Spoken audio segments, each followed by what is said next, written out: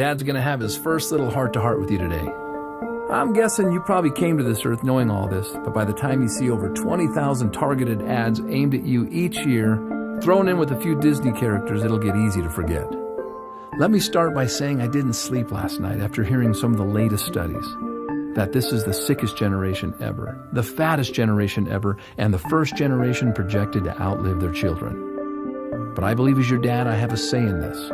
I have no plans to outlive you, and I hope this is the start of many talks to come. So hear me out and don't interrupt me. So the first thing is the difference between the pharmacy and the pharmacy. One is the third leading cause of death, while the other is the future in medicine.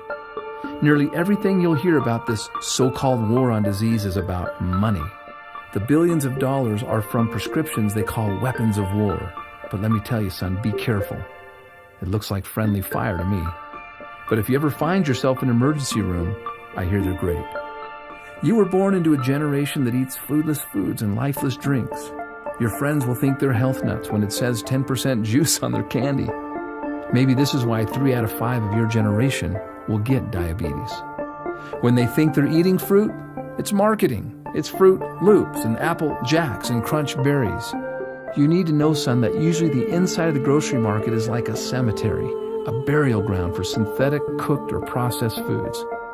So people stroll up and down these foodless plots looking for the best packaging. We're a quick-fix generation focused on packaging and trends. But when it comes to your health, son, it's as timeless as the sky is blue. You want to see packaging? Who packaged this? Who made these bright colors? Now that's packaging. And it's through your innocence that you'll see the carrot looks like an eye, and we know that carrots are good for the eyes. Or the walnut. It's a little brain loaded with brain foods. And I'm amazed how the tomato looks just like the inside of a heart. You want to hear something kind of funny but sad? My generation lives on buns and rolls, and it shows. 2 out of 3 of us are overweight. However, nature is nutritionally complicated, so we don't have to be. And oh yeah, another thing. See that over there? Beware of those trendy marketeers who will preach inferiorism to you, telling you that the food is no good, the dirt is no good, the air is no good, and the water is no good. They'll even tell you that you're no good, so they can sell you their lifeless, synthetic, fractionated supplements. Here's the deal. If you can breathe, keep breathing. And if the water's wet, drink it. The cleaner, the better. And of course, if God made it, eat it. If man made it, leave it alone or eat it in moderation. All of these drug and pill pushers have slowly handicapped our generation, making health an event. But you need to know that health is a habit. It's not an event.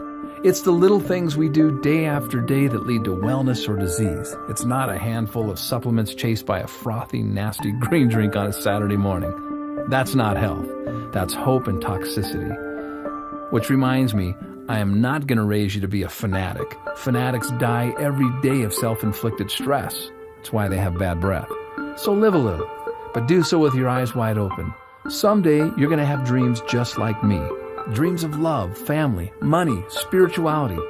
But you'll soon see how many people around you set out to create and sustain their dreams, stepping over their health to get there.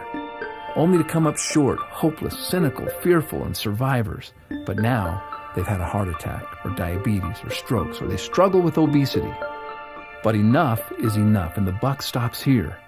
You and I are not floating down the stream. So why am I telling you this? Because you're going to outlive me. I'll be your example. I may need your care and assistance someday. And because, of course, I love and care for you.